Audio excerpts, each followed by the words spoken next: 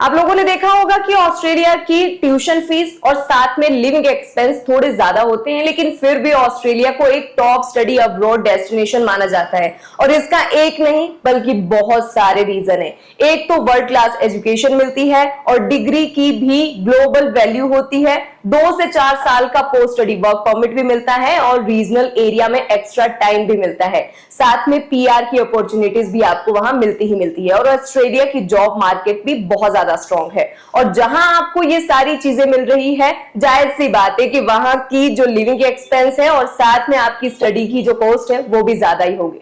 तो आज की इस वीडियो में मैं आपको बताऊंगी कि अगर आप ऑस्ट्रेलिया स्टडी करने जाते हो तो आपका कितना खर्चा आएगा, और इसमें आपकी ट्यूशन फीस से लेकर लिविंग कॉस्ट और यहां तक कि आपके जो हिडन चार्जेस है वो सब कुछ इसमें कवर करूंगी। तो वीडियो को एंड तक जरूर देखना। तो चलिए शुरू करते हैं। तो सबसे पहला और बड़ा खर्चा होता है ट्यूशन फीस का, और ट्यूशन फीस डिपेंड करती है आपकी यूनिवर्सिटी पर और आपके कोर्स के ऊपर।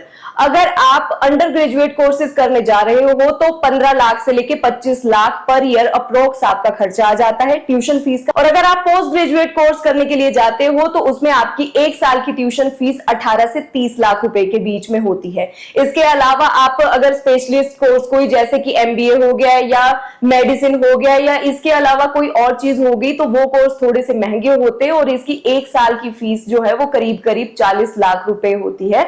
और नेक्स्ट आपका जो इसके बाद आता है वो है लिविंग एक्सपेंस। जैसे मैंने आपको ट्यूशन फीस का बताया कि फीस आपकी यूनिवर्सिटी टू यूनिवर्सिटी वेरी करती है, उसी तरह से डेली लाइफ का खर्चा भी आपका सिटी टू सिटी वेरी करता है। जैसे सिडनी हो गया, मेलबर्न है, ये थोड़े से एक्सपेंसिव है। वहीं अगर बात इसके अलावा एडिलेड की करें या पर्थ की करें तो कंपैरेटिवली ये अफोर्डेबल होते हैं। तो हम यहाँ किसी एक सिटी की बिल्कुल भी बात नहीं कर रहे हैं। हम एवरेज जो मंथली कॉस्ट है ऑस्ट्रेलिया की वो मैं आपको यहाँ पर बताने वाली हूँ। तो सबसे पहले बात कर लेते हैं रेंट की, जिसमें आपके $750 से लेकर $1200 खर्च हो जाते हैं, जो इंडिया के करीब 45 से 70 हजार रुपए बनते हैं। और ये आपका महीने का खर्चा रहने वाला है।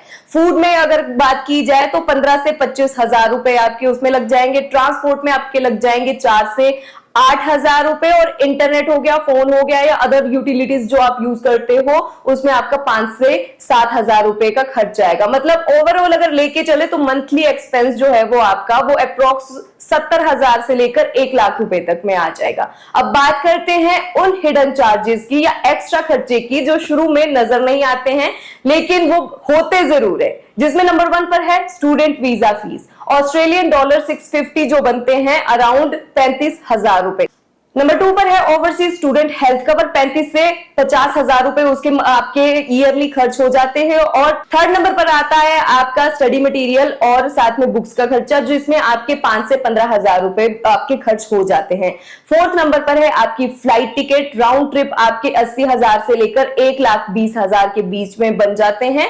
और वो डिपेंड करता है कि आप कौन से सेशन में जा रहे हो, कौन से इनटेक के लिए आप जा रहे हो। एंड नंबर 5 पर आती है इनिशियल सेटअप कॉस्ट, जैसे कि आपकी बेडिंग हो गई, यूटिलिटीज हो गई, या फिर इसके अलावा और भी बहुत सारी चीजें जो आप घर का सामान खरीदते हो उसमें अप्रोक्स आपके 20 हजार रुपए खर्च जो है वो इजीली हो ही जाएंगे। और ये सब कुछ मिला के एक बार का इनिशियल इन्वेस्टमेंट आपका बनता है 3 से 4 लाख रुपए तक का।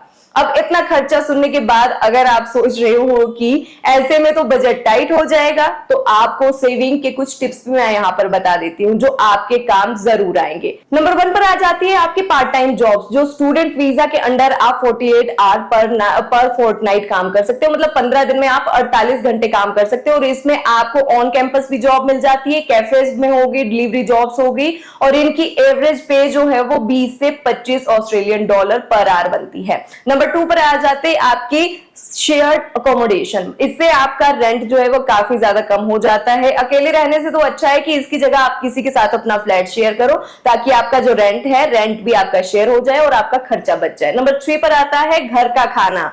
बाहर खाने से बेटर तो यही है ना कि आप थोड़ा बहुत कुकिंग जो है वो इंडिया से ही सीख के जाओ, आपका बहुत पैसा भी बचेगा इसमें। और दूसरा आपका ये होगा कि आप घर का खुद का बनाया हुआ खाना भी खाओगे। और इसके बाद आ जाती है आपकी स्कॉलरशिप। इसके बारे में आपने चेक जरूर करना है, क्योंकि हर एक यूनिवर्सिटी जो है ऑस्ट्रेलिया की जो अच्छी यूनिवर्सिटीज होती है वो स्कॉलरशिप जरूर ऑफर करती है। और वो सारी की सारी जो आपकी स्कॉलरशिप होती है वो डिपेंड करती है आपके मार्क्स के ऊपर। तो इन सारी चीजों से आप अपना खर्चा थोड़ा बहुत कम कर सकते हो। मतलब इस तरह से आप सेविंग कर सकते हो और पार्ट टाइम जॉब करके आप नेक्स्ट सेमेस्टर या फिर नेक्स्ट ईयर के लिए अपनी फीस भी खुद निकाल सकते हो।